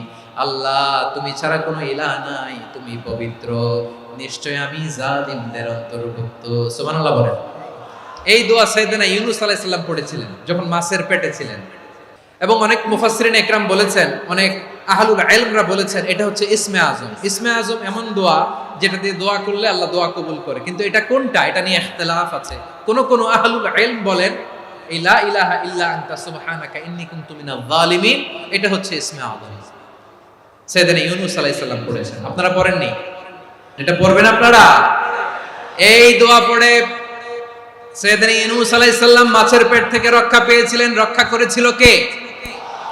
তুমি ইউনূস নবী রে যখন খাইলো মাছেতে গিলিয়া, ফেরেশতা পাঠাইয়া দিলে ইসমে আজম দিয়া, প্রাণে ছিল যাহার ভয় সেথা পাইল আশ্রয়, প্রাণে ছিল যাহার ভয় সেথা পাইল আশ্রয়, মাছের পেট হতে সে যে পেল পরিত্রাণ। আল্লাহু আল্লাহু তুমি জাল্লে জালালুহু, শেষ করা তো যায় না গে তোমার গুণগান। আল্লাহু আল্লাহু লা ইলাহা ইল্লা আনতা সুবহানাকা ইন্নী কুনতু মিনাজ জালিমিন। বিশ্বনবী বললেন, দেয়ালে পিঠ থেকে গেলে, চোখে মুখে অন্ধকার, বাঁচার কোনো উপায় নাই, তখন এই দোয়াটা পড়তে হবে। এই দোয়া পড়ে আল্লাহর কাছে ফরিয়াদ করলে বিপদ মুক্ত করবেন কে? কেন এই দোয়াটা আল্লাহর কাছে বড্ড প্রিয় জানেন আমার ভাইরা? কারণ এই দোয়ার মধ্যে তিনটা জিনিস আছে। এক নম্বরে হচ্ছে তাওহীদ, দুই নম্বরে তাসবিহ, তিন নম্বরে তাকরীর। আই রিপিট, আবারও বলছি, এক নম্বরে তাওহীদ, দুই নম্বরে তাসবিহ, তিন নম্বরে তাকরীর। এই দোয়াটা আল্লাহর কাছে এত পছন্দনীয় কারণ এই দোয়ার প্রথম অংশে আছে তাওহীদ, আল্লাহর একত্ববাদের ঘোষণা। লা ইলাহা ইল্লা আনতা, ও আল্লাহ আপনি ছাড়া কোনো ইলাহ নাই, উপাস্য নাই। এই কথা বললে আল্লাহ বড্ড খুশি হয়ে যায়। সুবহানাল্লাহ পড়েন। এই দোয়ার দ্বিতীয় অংশে আছে তাসবিহ, মানে আল্লাহর প্রশংসা, প্রশংসা সূচক বাণী। সুবহানাক সুবহানাক সুবহানাক, ও আল্লাহ আমি আপনার পবিত্রতা ঘোষণা করছি। সুবহানাক, এই কথা শুনলেও আল্লাহ খুশি হয়ে যায়। সুবহানাল্লাহ পড়েন। এই দোয়ার তৃতীয় অংশে আছে তাকরীর, তাকরীর মানে পাপের স্বীকৃতি। তাকরীর মানে কি? তাকরীর মানে পাপের স্বীকৃতি। এই দোয়ার তৃতীয় অংশে আছে ইন্নী কুনতু মিনাজ জালিমিন, ও আল্লাহ আমি জালিমদের অন্তর্ভুক্ত। আল্লাহ আল্লাহ আমি জালেম, আল্লাহ আমি ভুল করেছি, অন্যায় করেছি, আল্লাহ আমি জালেমদের অন্তর্ভুক্ত। এই পাপের স্বীকৃতি, অ্যাকনোলেজমেন্ট আল্লাহ বড্ড পছন্দ করে। যখন আল্লাহর কাছে আপনি ছোট হবেন, ছোট হতে হতে যত ছোট হবেন, ওই দৃশ্যটা দেখতে আল্লাহ বড্ড পছন্দ করে। সুবহানাল্লাহ বলেন। তিন নম্বর অংশ নিয়ে আলোচনা করব। আমরা জীবনে বিপদে পড়ি, তো সাইয়েদনা আদম আলাইহিস সালাম ভুল করে যখন নিষিদ্ধ গাছের ফুল খেয়ে ফেললেন, ফল খেয়ে ফেললেন, আল্লাহ বললেন আদম ক্ষমা পেতে চাইলে তুমি আর হাওয়া মিলে স্বীকৃতি দাও, পাপের স্বীকৃতি। আর পড়ো রব্বানা যালামনা আনফুসানা ওয়া ইল্লাম তাগফির লানা ওয়া তারহামনা লানাকুনান্না মিনাল খাসিরিন। ও আল্লাহ আমি আদম আর হাওয়া যালামনা আনফুসানা, আমরা আমাদের নফসের উপর বড্ড জুলুম করেছি। আল্লাহ ওয়া ইল্লাম তাগফির লানা ওয়া তারহামনা, আপনি যদি ক্ষমা না করেন, আপনি যদি দয়া পরবশ না হন, আপনি যদি রহম না করেন, আমরা তো ক্ষতিগ্রস্তদের মধ্যে শামিল হয়ে যাব। এই দোয়া করার সাথে সাথে সাইয়েদনা আদম আর হাওয়া আলাইহিস সালামকে ক্ষমা করে দিলেন কে? তাহলে এই দোয়ার 3 নম্বর অংশ তাকরীর, এটা আল্লাহ বড্ড পছন্দ করে। আমার কলিজার টুকরা ভাইয়েরা, গুনাহ করে শিকার যেতে হবে, এটা আল্লাহ ভালোবাসেন। সাইয়েদনা আবু বকর রাদিয়াল্লাহু তাআলা আনহু বিষ্ণু ইসলামকে বললেন, ইয়া রাসূলুল্লাহ আল্লিমনি দুআআন আদউ বিহি ফি সালাতি, নবী হে আপনি আমার এমন একটা স্পেশাল দোয়া শিখায়া দেন যে দোয়াটা আমি নামাজে পড়ব। নবী বললেন, তাহলে তুমি পড়ো আল্লাহুম্মা ইন্নী যালামতু নাফসি যুলমান কাসীরান ওয়া লা ইয়াগফিরুয যুনুবা ইল্লা আনতা ফাগফিরলি মাগফিরাতাম মিন ইনদিকা ওয়ারহামনি ইন্নাকা আনতাল গফুরুর রহিম। সুবহানাল্লাহ। সালাম ফিরানোর আগে পড়েন। ও আবু বকর, নামাজে যদি দোয়া করতে মনে চায় এই দোয়াটা পড়বা, আল্লাহুম্মা ইন্নী যালামতু নাফসি, আল্লাহ জুলুম করেছি আমার নফসের উপর, যুলমান কাসীরা, অনেক জুলুম, ওয়ালা ইয়াগফিরুয যুনুবা ইল্লা আনতা, আপনি ছাড়া এই জুনুব, এই পাপ ক্ষমা করার দ্বিতীয় কোনো রব নাই। আছে?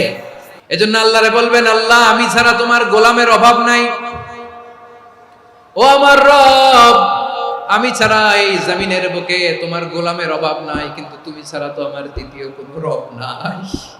পারবেন বলতে? পারবেন? চোখের পানি ছেড়ে আল্লাহরে বলবেন, আল্লাহ তুমি আমার রব, তুমি আমার সব। কি বলবেন? আল্লাহরে বলেন, আল্লাহ তুমি আমার রব, তুমি আমার সব। আল্লাহ আমি ছাড়া এই জমিনে তোমার গোলামের অভাব নাই, তুমি ছাড়া আমার দ্বিতীয় কোনো রব নাই। একথা বলে চোখের পানি ছেড়ে আল্লাহরে স্বীকৃতি দেন, আল্লাহ আমি পাপী, আল্লাহ এই জমিনে আমার চেয়ে বড় পাপী আর কেউ নাই।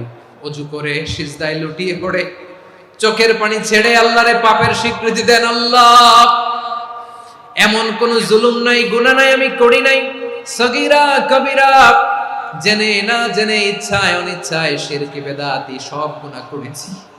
আল্লাহ আকাশের নিচে জমিনের উপরে আমার চেয়ে বড় গুনাহগার আর কেউ নাই। চোখের পানি ছেড়ে আল্লাহরে বলেন, আল্লাহ আমি ছাড়া তোমার গোলামের অভাব নাই, তুমি ছাড়া আমার দ্বিতীয় কোনো রব নাই, তুমি ছাড়া তো কেউ আমার গুনাহ ক্ষমা করার নাই, তুমি আমার রব, তুমি আমার সব। বলতে পারবেন? এই তাকরীর আমার পটুয়াখালীর ভাইরা, এই স্বীকৃতিটা দেখতে আল্লাহ বড় ভালোবাসে, কারণ আমরা সবাই গুনাহগার, আমরা সবাই কি? বিশ্বনবী বলেন, কুল্লুকুম খাত্তাউন, আ বনি আদম তোমরা সবাই পাপী। সবাই কি? সবাই পাপী।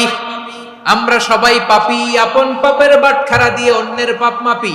আমরা যে পাপী এটা ভাবতে মনে চায় না কারো, খালি অন্যের পাপ দেখি আমরা, এটা ভুল। ওর এই পাপ, ও পাপী, ও জালেম, ও জাহান্নামী, এরকম একটা টেন্ডেন্সি। আমার যে কি হালাত এটার খেয়াল নাই। খেয়াল করতে হবে যে আমি সবচেয়ে বড় পাপী, ঠিক কিনা বলেন? পাপ করি নাই এমন কেউ আছি? হ্যাঁ আছি।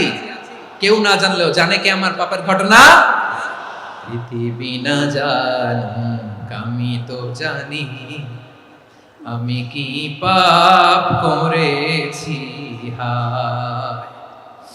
ও আমার কলিজার টুকরা ভাইরা, মাথাটাকে নিচু করে জীবনের সব গুনার ফিরিস্তিগুলো একটা একটা করে স্বীকার করে আল্লাহরে বলেন, আল্লাহ আমি পাপী,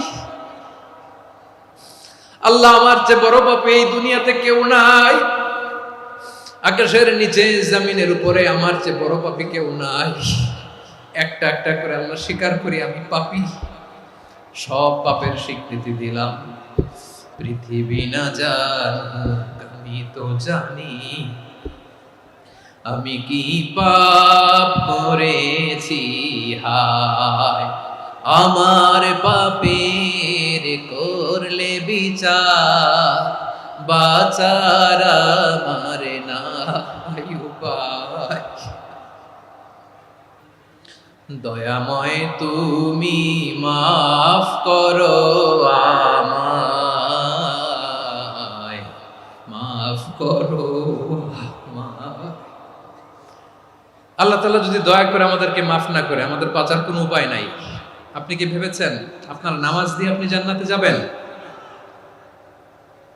আপনি তাহাজ্জুদ গুজার, সেজদা দিতে দিতে কপালে দাগ ফেলেছেন, এটা আপনারা জান্নাতে নেবে না। আপনি এলাকার সবচেয়ে বড় হাতেম তাই দানশীল, এই দানের ভরসায় বসে আছেন, কুশ্চিন কালো না। আমাদের নামাজ, আমাদের রোজা, আমাদের ইবাদত, এগুলোকে মিজানের পাল্লায় উঠালে কোনো ওজনই হবে না। তবে আমাদের একটা কৌশল জানা আছে, আমরা আল্লাহর রহমতের ভিখারি। আমরা সেদিন আগেই গুনার স্বীকৃতি দিয়ে দেব।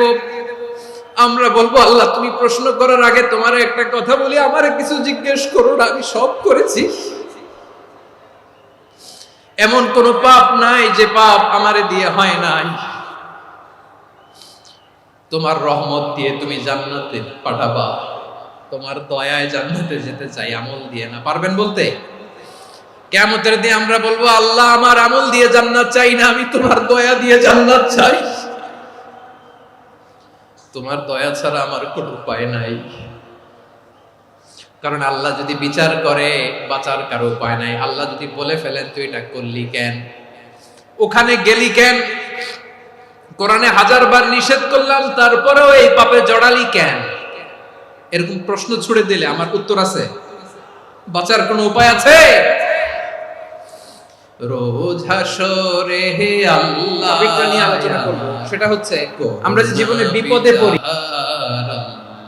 করুণা বিচার,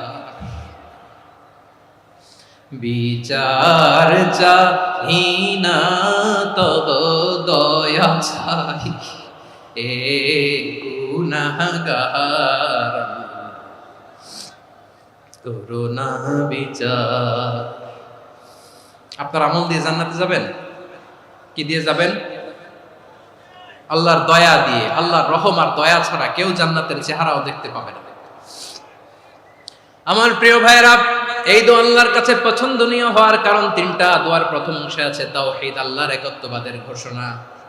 এই দোয়ার দ্বিতীয় অংশ আছে তাসবিহ, আল্লাহর প্রশংসা সূচক বাণী। এই দোয়ার 3 নাম্বার অংশ পাপের স্বীকৃতি। তাহলে আমরা সবাই গুনাহগার, আমরা আল্লাহর কাছে পাপের স্বীকৃতি দিয়ে বলবো, ও আল্লাহ ইন্নী কুনতু মিনাজ জালিমিন, আমরা জুলুম করেছি, পাপ করেছি, অন্যায় করেছি, আল্লাহ বুঝতে পারি নাই, শয়তানের ওয়াসওয়াসায় পড়ে, বন্ধুর পাল্লায় পড়ে, নফসের খায়েশ মেটাতে যে আল্লাহ করে ফেলেছি। তুমি গুনাহ না মাফ না করলে আমাদের গুনাহ মাফ করার দ্বিতীয় কেউ নাই। ঠিক কিনা বলেন? এভাবে অনুতপ্ত হয়ে যদি আল্লাহর কাছে দোয়া করেন, দেয়ালে পিঠ থেকে গেছে, কোন রাস্তা নাই বের হওয়া, ওই মুহূর্তেও আপনাকে বিপদ থেকে উদ্ধার করবে কে? বিশ্বনবী চরম বিপদে পড়লে দুটা দোয়া পড়তেন। প্রথম হলো এটা, লা ইলাহা ইল্লা আনতা সুবহানাকা ইন্নী কুনতু মিনাল জালিমিন। এই দোয়াটা আমরা বেশি বেশি পড়ব প্রিয় ভাইরা। রাজি আছেন? সবাই আওয়াজ করে পড়ুন ইনশাআল্লাহ। আমার প্রিয় ভাইয়েরা, বিপদে পড়লে বিশ্বনবী আরো একটা দোয়া পড়তেন, লা ইলাহা ইল্লাল্লাহুল আযীমুল হালিম, লা ইলাহা ইল্লাল্লাহু রাব্বুল আরশিল আযীম, লা ইলাহা ইল্লাল্লাহু রাব্বুস সামাওয়াতি ওয়াল আরদি ওয়া রাব্বুল আরশিল কারীম। আল্লাহ ছাড়া কোনো উপাস্য নাই, তিনি সুমহান, মহা সহিষ্ণু। আল্লাহ ছাড়া কোনো উপাস্য নাই, তিনি সুমহান, আরশের অধিপতি। আল্লাহ ছাড়া কোনো উপাস্য নাই, তিনি আকাশের মালিক, জমিনের মালিক, তিনি সুবিশাল আরশের অধিপতি। সুবহানাল্লাহ পড়েন। এই দোয়াটা কেউ যদি পড়ে যদি এর ওসিলা করে দোয়া করে, তাকে বিপদ থেকে মুক্তি দেয় কে? মনে থাকবে আপনাদের? তাহলে বিপদের প্রথম ধাক্কায় কি যেন পড়তে হয়? ইন্না লিল্লাহ। তারপরে কি বলে আল্লাহর কাছে নিজেকে সঁপে দিতে হয়? দেয়ালে পিঠ থেকে গেলে লা ইলাহা ইল্লা আনতা সুবহানাকা ইন্নী কুনতু মিনাজ জালিমিন। 2 নাম্বার হচ্ছে লা ইলাহা ইল্লাল্লাহুল আযীমুল হালিম, লা ইলাহা ইল্লাল্লাহু রাব্বুল আরশিল আযীম, লা ইলাহা ইল্লাল্লাহু রাব্বুস সামাওয়াতি ওয়াল আরদি ওয়া রাব্বুল আরশিল কারীম। মনে থাকবে? অনেক সময় এমন হয়, হঠাৎ বিপদের সম্মুখীন হই আমরা, রেডি হয়ে বের হইছি অফিসে, হঠাৎ অ্যাক্সিডেন্টে পড়ে যাই, হঠাৎ পেটের ব্যথায় অজ্ঞান, এরকম হয় না? বিষ্ণু ইসলাম বলেন, আকস্মিক দুর্ঘটনার বিপদ থেকে যদি কেউ বাঁচতে চায়, সকাল সন্ধ্যা যেন প্রত্যেকে এই দোয়াটা পড়ে। সকালে যদি 3 বার পড়ে, সন্ধ্যা পর্যন্ত হঠাৎ বিপদ থেকে সে রক্ষা পাবে। To be protected from sudden calamity, sudden disaster, হঠাৎ বিপদ, হঠাৎ ভয়ঙ্কর কোন আকস্মিক বিপদ থেকে আল্লাহ বাঁচায় দেবে। সকালে পড়লে সন্ধ্যা পর্যন্ত প্রোটেক্টেড, সন্ধ্যাবেলায় যদি 3 বার পড়ে সকাল পর্যন্ত প্রোটেক্টেড। সুবহানাল্লাহ পড়ে। দোয়াটা কি? দোয়াটা হচ্ছে বিসমিল্লাহিল্লাযী লা ইয়াদুররু মা ইসমিহি শাইউন ফিল আরদি ওয়ালা ফিস সামাই ওয়া হুয়াস সামিউল আলীম। ছোট না? অনেক ছোট, মুখস্থ করবেন।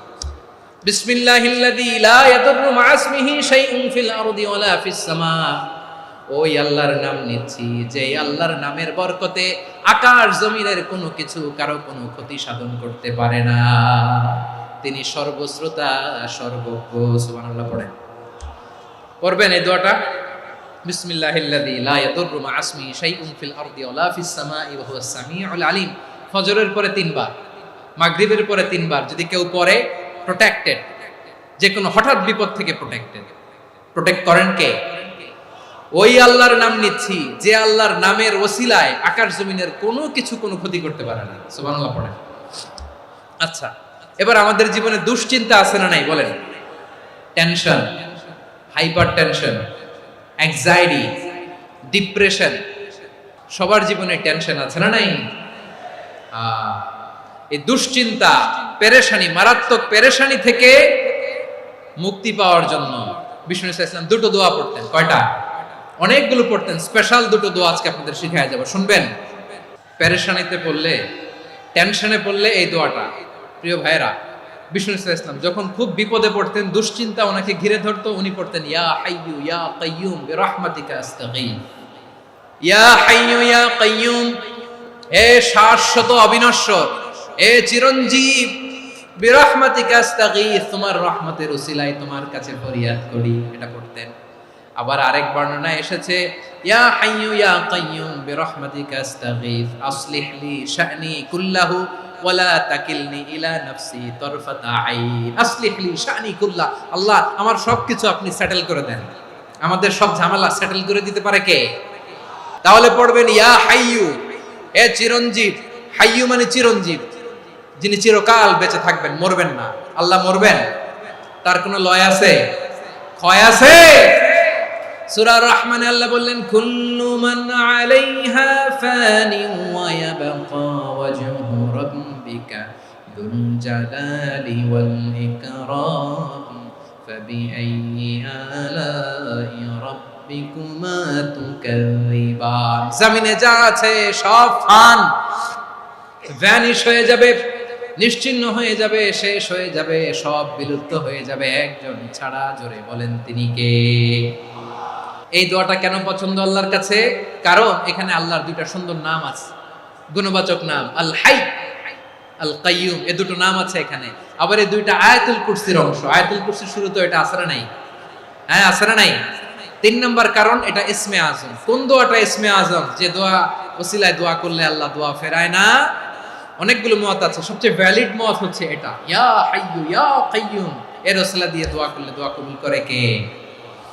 2 নম্বরে বিশ্বনবী মারাত্মক বিপদে পড়লে আরেকটা দোয়া পড়তেন, আল্লাহুম্মা ইন্নী আবদুক। আগে দোয়াটা পড়ি, শুনেন।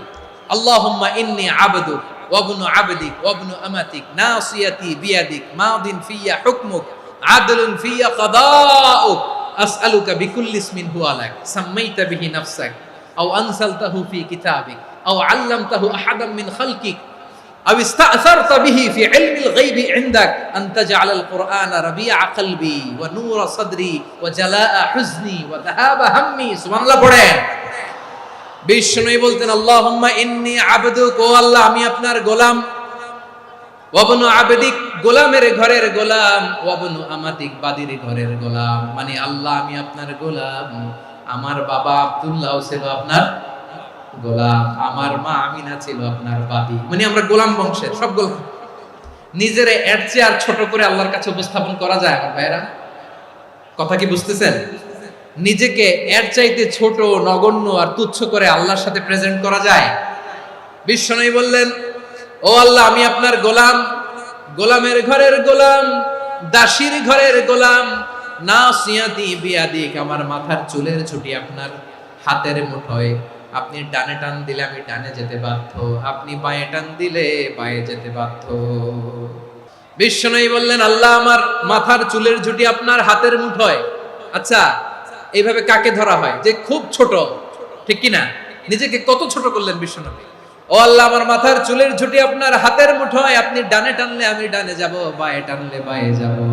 আল্লাহ আসআলুকা বিকুল্লি ইসমিন হুয়া লাক নাসিয়াতি বিয়াদিক মাদিন ফিয়া হুকমুক, আপনার নির্দেশ আমার উপর কার্যকর হবেই হবে। আদলুন ফিয়া কাদাউক, আপনার ফয়সালা, যেই ফয়সালাই আপনি আমার জন্য করেন এটাই ইনসাফ। সুবহানাল্লাহ বলেন। আমরা আল্লাহর ফয়সালায় সন্তুষ্ট হতে চাই না। কত কমপ্লেইন, আল্লাহ তুমি এটা দিলা না, ওইটা পাইলাম না, ওইটা হইল না রে, এরকম অভিযোগ, কমপ্লেইন আমাদের আছে না নাই? আর বিশ্বনবী বলতেন আদলুন ফিয়া কাদাউক, আল্লাহ আমার জন্য তোমার যেটা ফয়সালা এটাই সবচেয়ে শ্রেষ্ঠ ইনসাফ, এর চেয়ে ইনসাফ আর হতে পারে? এভাবে কায়মান বাক্যে আল্লাহর কাছে বিশ্বনবী দোয়া করতেন। এরপরে বিশ্বনবী বলেন আল্লাহ তোমার যত নাম আছে সব নামের ওসিলায় দোয়া করি, যে নাম তুমি আমাদেরকে জানিয়েছো, যে নাম তুমি আমাদেরকে জানাও নাই, যে নাম তুমি কোরআনে নাজিল করেছো, যে নাম নাজিল করো নাই, যে নাম শুধু নবীদেরকে জানিয়েছো। আর আল্লাহর এমন কিছু চমৎকার চমৎকার সুন্দর সুন্দর নাম আছে, এই নামগুলো রব্বুল আলামিন কাউকে জানাবে না। সুবহানাল্লাহ বলেন। আমরা তো 99 নাম জানি, 100 নাম জানি আল্লাহ, কিন্তু আল্লাহর এমনও কিছু নাম আছে যেগুলো আল্লাহ বিষ্ণু নবীরও জানায়নি। এগুলো আল্লাহ ইলমুল গায়বে রেখে দিয়েছেন। দোয়ার সময় বলবেন, আল্লাহ তোমার যেই নামগুলো জানি, যেগুলো জানি না, যেগুলো কোরআনে আছে, যেগুলো নাই, যেগুলো নবীরে খাস ভাবে জানাইছো ওগুলোর উসিলায়, যেগুলো কোনোদিন জানাবাও না তোমার ওই নামের উসিলাও তোমার কাছে চাই। আল্লাহ কোরআনকে আমার হৃদয়ের বসন্ত বানাও, আমার বক্ষের জ্যোতি বানাও, আমার চিন্তা দুশ্চিন্তা তুমি দূর করে দাও। বিশ্বনবী বললেন, এই কালিমাগুলো, এই বাক্যগুলো পড়ে যদি কেউ আল্লাহর কাছে ফরিয়াদ করে, তার হৃদয় থেকে দুশ্চিন্তা কাটিয়ে দিবে কে? আচ্ছা, সবশেষে বলি, ঋণের বোঝায় যারা জর্জরিত, বিষ্ণু ইসলাম চমৎকার একটা দোয়া শিখিয়েছেন। এক সাহাবীর নাম আবু উমামা, নামাজের ওয়াক্ত ছাড়া উনি মসজিদে যেয়ে বসে আছে। বিষ্ণু বললেন, কিরে আবু উমামা, নামাজের তো ওয়াক্ত হয় না, মসজিদে কি? সাহাবী বলে, হুমুমুন লাজিমাতনি ওয়া দুয়ুন, নবী গো, ঋণের বোঝায় এমন টেনশনে আছি, ঘরে থাকতে পারলাম না, মসজিদে চলে আসছে। বিশ্বনবী বলেন, আমি কি তোমার এমন একটা দোয়া শিখাবো যেটা বললে আল্লাহ তাআলা তোমার ঋণের বোঝা হালকা করে দিবে? আবু উমামা বললেন, ইয়া রাসূলুল্লাহ, অবশ্যই শিখাবেন। বিশ্বনবী বললেন, তাহলে তুমি পড়বা, আল্লাহুম্মা ইন্নী আউযু বিকা মিনাল হাম্মি ওয়াল হাযান ওয়া আউযু বিকা মিনাল জুবনি ওয়াল বুখল ওয়া আউযু বিকা মিন গালাবাতিদ দাইনি ওয়া কাহরির রিজাল। ও আল্লাহ, তোমার কাছ থেকে দুশ্চিন্তা থেকে পানাহ চাই, কৃপণতা, ভীরুতা, অলসতা, কার্পণ্যতা, এই সব কিছু থেকে, মানুষের কঠোরতা আছে, আমরা যে জীবনে বিপদে পড়ি, ঋণের বোঝা থেকে পানাহ চাই। এই দোয়াটা যখন বিশ্বনবী শিখাই দিলেন, আবু উমামা বারবার এই দোয়া করে, আল্লাহুম্মা ইন্নী আউযু বিকা মিনাল হাম্মি ওয়াল হাযান ওয়া আউযু বিকা মিনাল আজজি ওয়াল কাসাল ওয়া আউযু বিকা মিনাল জুবনি ওয়াল বুখল ওয়া আউযু বিকা মিন গালাবাতিদ দাইনি ওয়া কাহরির রিজাল।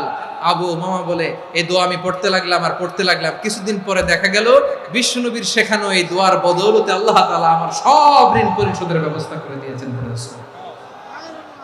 আমার প্রিয় পটুয়াখালীর ভাইয়েরা, বিশ্বনবীর জামাতা সাইয়্যিদিনা আলী রাদিয়াল্লাহু তাআলা আনহুর কাছে এক লোক এসে বলে, হে আলী, ঋণের বোঝায় আমি জর্জরিত, আমার কিছু অর্থ দিয়ে সাহায্য করো। সাইয়্যিদিনা আলী রাদিয়াল্লাহু তাআলা আনহু বললেন, আমি কি তোমারে এমন একটা দোয়া শিখাবো যেটা বিশ্বনবী আমাদের শিখিয়েছেন? এই দোয়া যদি তুমি পড়ো, লাউ কানা আলাইকা মিসলু জাবালিন কাবীরিন দাইনান আদাল্লাহু আনকা, পাহাড় পরিমাণে যদি ঋণের বোঝা হয়, আল্লাহ এটা পরিশোধের ব্যবস্থা করে দেবেন। ছোট্ট একটা দোয়া বিশ্বনবী শিখালেন, বললেন, তুমি পড়বা, আল্লাহুম্মা কফিনি বিহালালিকা আন হারামিকা ওয়া আগনিনি বিফাদলিকা আম্মান সিওয়াক। আল্লাহুম্মা কফিনি বিহালালিকা আন হারামিক, আল্লাহ তোমার হালাল দিয়ে আমাকে পরিতুষ্ট করো, হারাম থেকে বাঁচিয়ে রাখো, আর তোমার অনুগ্রহে মানুষের মুখাপেক্ষী যেন আমি না হই, আমি যেন সবসময় তোমার মুখাপেক্ষী হই, ওই তৌফিক দিও। সুবহানাল্লাহ পড়েন। এই দোয়া বেশি বেশি পড়লে ঋণের বোঝা হালকা করে দিবে কে? তাহলে প্রিয় ভাইয়েরা, বিপদে পড়লেই প্রথমে কি পড়বেন? ইন্না লিল্লাহ। কি বলে নিজেকে আল্লাহর কাছে সঁপে দিতে হয়? হাসবুনাল্লাহ। চরম বিপদে দেয়ালে পিঠ থেকে গেছে, তখন লা ইলাহা ইল্লা আনতা সুবহানাকা ইন্নী কুনতু মিনাজ জালিমিন। এরপরে লা ইলাহা ইল্লাল্লাহুল আযীমুল হালিম, এই দোয়া। আকস্মিক বিপদ, হঠাৎ যেন কোনো বিপদ আমাকে পেয়ে না বসে, এটার জন্য বিসমিল্লাহিল্লাযী লা ইয়াদুররু মা ইসমিহি শাইউন ফিল আরদি ওয়ালা ফিস সামাই ওয়া হুয়াস সামিউল আলীম। সকালে 3 বার, রাতে 3 বার। আর মারাত্মক tension, hyper tension, anxiety, depression থেকে বাঁচার জন্য 2 দোয়া, ইয়া হাইয়্যু ইয়া কাইয়্যুম, ইয়া হাইয়্যু ইয়া কাইয়্যুম, মনে থাকবে? আর আল্লাহুম্মা ইন্নী আবদুক, এই দোয়া। ঋণ থেকে বাঁচার জন্য 2 দোয়া, আল্লাহুম্মা ইন্নী আউযু বিকা মিনাল হাম্মি ওয়াল হাযান, এটা। আর আল্লাহুম্মা কফিনি বিহালালিকা আন হারামিকা ওয়া আগনিনি বিফাদলিকা আম্মান সিওয়াক। আর সব সময় পড়ার জন্য একটা আমল দিয়ে যাই, উঠতে বসতে, অফিসে যাচ্ছেন, অফিস থেকে ফিরতেছেন, বসে আছেন, শুয়ে আছেন, ছোট্ট এক শব্দে আমরা যেন বেশি বেশি পড়ি, আস্তাগফিরুল্লাহ। আল্লাহ রাসূল সাল্লাল্লাহু আলাইহি ওয়াসাল্লাম বলেন, মান লাজিমাল ইস্তিগফার, যে সব সময় এরকম ইস্তিগফারের সাথে লেগে থাকে, জাআলাল্লাহু লাহু মিন কুল্লি দিকিন মাখরাজা, আল্লাহ তাআলা তাকে কোনো বিপদে আটকান না, সে জীবনে আটকাবে না, যে কোনো বিপদে আল্লাহ তার রাস্তা বের করে দিবেন। Way out, you will get a way out in solution. সুবহানাল্লাহ। ওয়া মিন কুল্লি হাম্মিন ফারাজা, দুশ্চিন্তা মুক্ত হবে। ওয়া ইয়ারযুকহু মিন হাইসু লা ইয়াহতাসিব, এমন জায়গা থেকে আল্লাহ রিজিকের বন্দোবস্ত করবে যেটা সে কল্পনাও করে না। আওয়াজ করে পড়েন সুবহানাল্লাহ। আমার প্রিয় ভাইয়েরা, এটা গেল নিজের বিপদ। নিজে যদি বিপদে পড়েন, অন্যের বিপদ যদি দেখেন, এটার জন্য একটা দোয়া আছে। অনেক সময় আমরা দেখি হাসপাতালে ক্যান্সারের 3rd স্টেজে চলে গেছে, লোকটা হ্যাংলা হয়ে চিকন হয়ে হায়রে কি কষ্ট পায়, দেখি না? বিষ্ণু বলে একটা দোয়া যদি কেউ অন্যের কোনো বিপদ দেখে পড়ে, ওই বিপদ তার জীবনে কখনো আসবে না। অনেক সময় হয় যে আমরা মহাসড়ক দিয়ে যখন চড়ি, দুর্ঘটনায়, আইরে আল্লাহ, দুর্ঘটনায় মানুষের মাথা একদিকে, দেহ আরেকদিকে, ব্লিডিং, এরকম হয় না? আল্লাহ তুমি হেফাজত করো। বিশ্বনবী বলেন এই দুর্ঘটনা দেখে কেউ যদি এই দোয়াটা পড়ে, তার জীবনে সে কোনোদিন এরকম অ্যাক্সিডেন্টের সম্মুখীন হবে না। বিশ্বনবী বলেন অন্যের বিপদ দেখে কেউ যদি পড়ে, আলহামদুলিল্লাহিল্লাযী আফানি মিম্মা বাতালাকা বিহি ওয়া ফাদ্দালানি আলা কাসীরিন মিম্মান খালাকা তাফদীলা, মানে প্রশংসা সে আল্লাহর, যে আল্লাহ তাআলা তোমাকে যেই জিনিস দিয়ে পরীক্ষা করেছে, আমাকে ওইটা থেকে বাঁচিয়ে দিয়েছে। তোমাকে আল্লাহ যেই বিপদে ফেলেছে, আমাকে ওই বিপদ থেকে তিনি মুক্ত রেখেছে, আর তার অনেক সৃষ্টির উপর আমাকে তিনি প্রাধান্য দিয়েছে। সুবহানাল্লাহ পড়েন।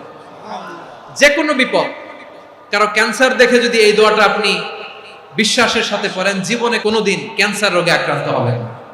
দুর্ঘটনা দেখে যদি পড়েন, ওই দুর্ঘটনা আপনাকে স্পর্শ করবে না। যে কোনো কারো বিপদ দেখে যদি কোনো বিশ্বাসী বান্দা এই দোয়া পড়ে, বিশ্বনবী বলেন লাম ইউসিবহু যালিকাল বালা, ওই বিপদ তাকে আর ধরবে না। উফিয়া মিনহু মিন যালিকাল বালা কাইনাম মা কান, সে যতদিন হায়াত পাবে কোনোদিন ওই বিপদ তাকে স্পর্শ করবে না। আমার প্রিয় ভাইরা, তাহলে পুরো আলোচনার সেন্ট্রাল থিম হচ্ছে আমাদের জীবনে বিপদ আসবে, কষ্ট আসবে, দুঃখ আসবে, কিন্তু বিপদে আপদে আমরা হাল ছেড়ে দিব না, হতাশ হব না। মুমিন হতাশ হয় না, নিরাশ হয় না, হাল ছেড়ে দেয় না। মুমিন ভরসা রাখে একজনের উপর। আওয়াজ করে বলুন যিনি কে? বিপদে পড়লে আমাদেরকে উদ্ধার করে কে? আবার আমাদেরকে যদি কোনো নেয়ামত আল্লাহ দিতে চান, ওইটা কেড়ে নেওয়ার ক্ষমতা কারো আছে? তাহলে আমরা কানেক্টিভিটি বাড়াবো কার সাথে?